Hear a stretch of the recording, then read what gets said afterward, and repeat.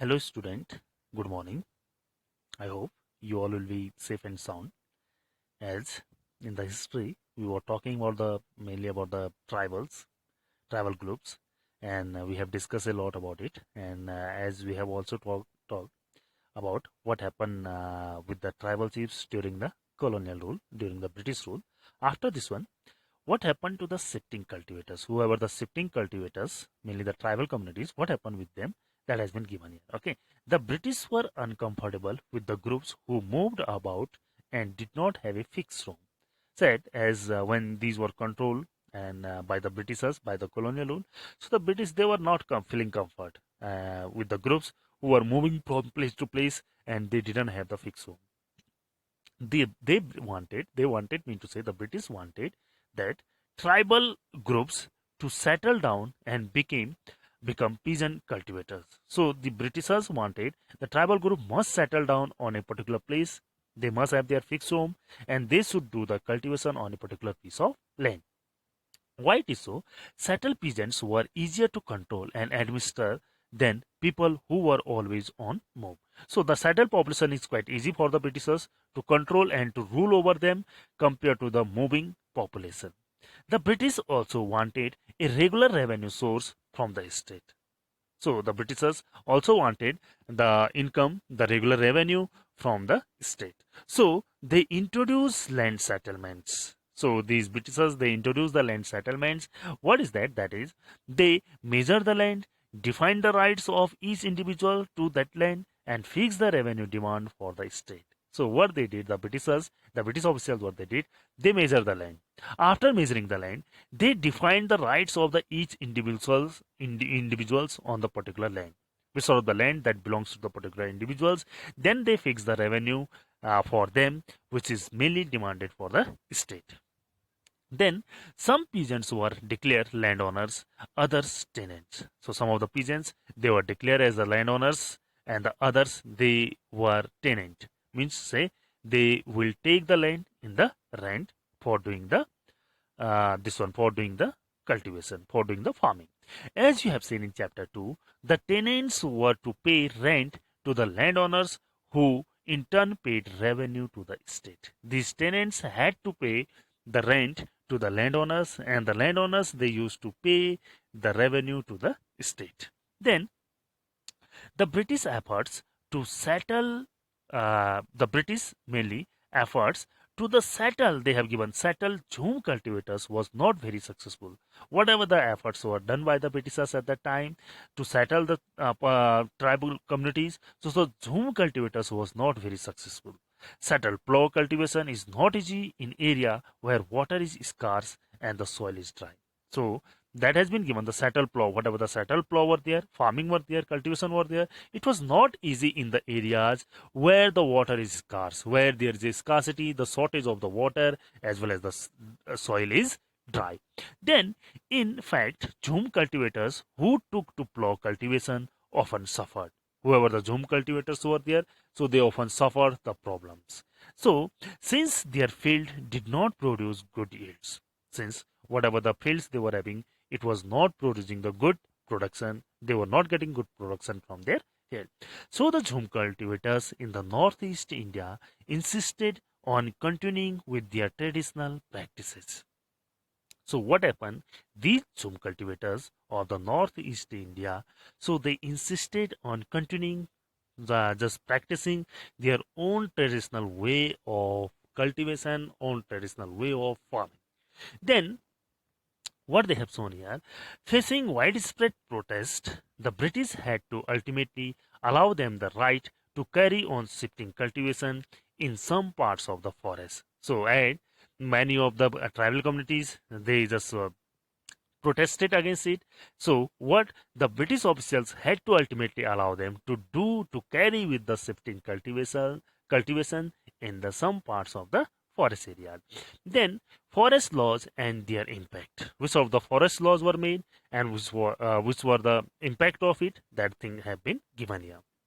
Okay, then what they have given here, the life of the tribal groups, as you have seen, was directly connected to the forest. As you all know that these tribal communities people, their life totally, they are surviving was totally depend on the forest.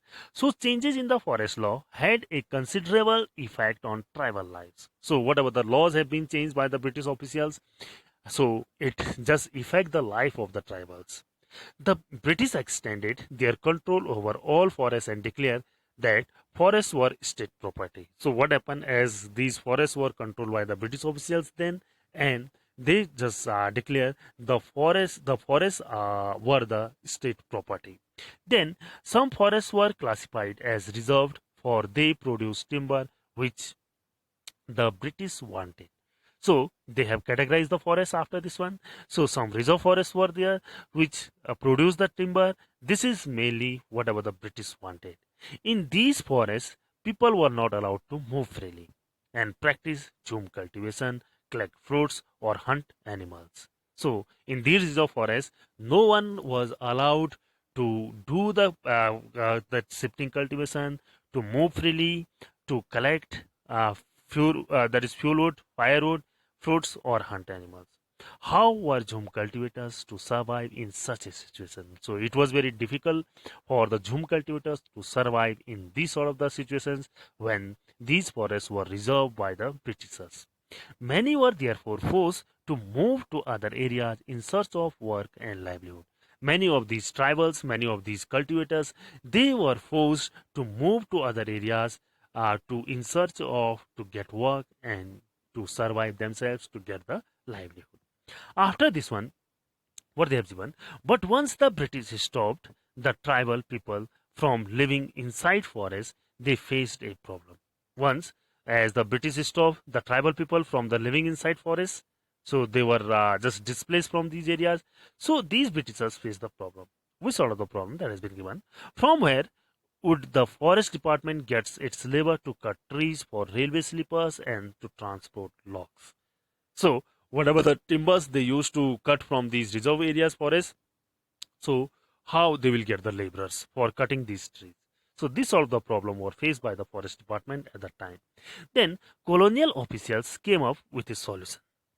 They decided that they would give Jhum cultivators small patches of land in the forest and allow them to cultivate these on the condition that those who lived in the village would have to provide labor to the forest department and look after the forest. That has been the solution has been just came out by the colonial by the British officials. They decided the Jhum cultivators they can practice the cultivation in the small patches of land within the forest area inside the forest area, but the condition is that those who will do the shifting cultivation, who will go for the cultivation within the forest area, they will have to provide the labor to the forest department and look after the forest. So in many regions of the forest department establishes forest villages to ensure a regular supply of cheap labor. So that is why the forest department just establish the forest villages in these areas and they to make sure a regular supply of cheap labor for getting the timber for railway for making the railway sleeper and other transport logs. Okay. Then after this one, that many tribal groups reacted against the colonial forest laws. Many of the tribal groups, whatever the colonial, whatever the British laws were established over there, so they just reacted against of it. They disobeyed the new rules, continued with practice that were declared illegal, and at the time rose in open rebellion. So these tribal groups they didn't follow whatever the rules and regulations were made by the Britishers, and they disobeyed these new rule, and they just continue with their own traditional method. And what happened? And later on, it just rose into the rebellion. Rebellion means to say here they just raised their voice against the Britishers and they created a revolution, a revolt over there. Such was the revolt of that is Songram, that is Sangama in 1906 in Assam and the forest satyagraha of 1930 in the central provinces of our country. Okay, these all of the things happen over there. Then after this one, they have shown the problem with trade. Which sort of the problem they used to get for the trade? This thing have been given here. What is there? See the problem during the 19th century. Tribal groups found that traders and moneylenders were coming into the forest more often wanting to buy forest produce, offering cash loans, and asking them to work for wages. So, what happened during the 19th century? Tribal groups, they were formed the traders and moneylenders. They used to come there, and mainly they wanted the forest produce, offering to these tribal communities the cash loan, asking them to work for them in the village.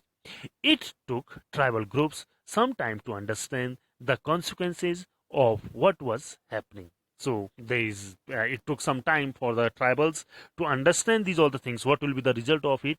Then let us consider the case of the silk growers. In the 18th century, Indian silk was in demand in the European market. The fine quality of silk was highly valued and exported from the India increased rapidly, as you have read in the second or third chapter. That is about the indigo plantation. We have read about the silk. These are the things we have read. So it was quite famous in the European market. The silk, the fine quality of Indian silk was highly valued and exported from India and increased rapidly. As the market expanded, East India Company officials tried to encourage silk production to meet the growing demands.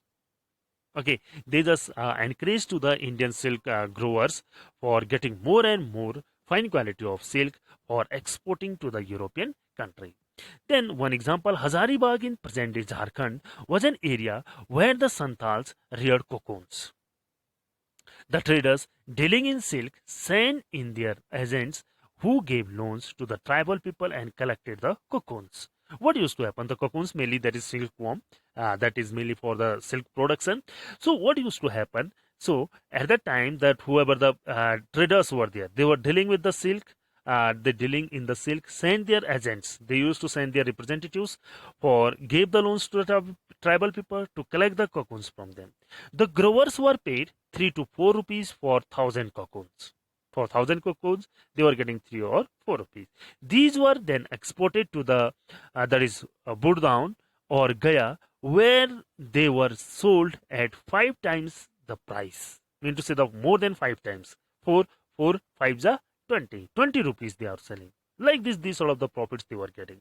The middleman, so called, because they arranged deals between the exporter and silk growers, made huge profits. They used to get a huge profits from these tribal communities. The silk growers earned very little, and understandably, many tribal groups saw the market and the traders as their main enemies. Then, as they came to know these tribal communities, so what happened? They saw the market as well as these traders as their main enemies who were just exploiting them. Okay, this have been shown, and you may see the pics here, whatever the figures they have given here. You may check how the work is was being done by them. Then the search for work, that we will discuss in the next video. Okay.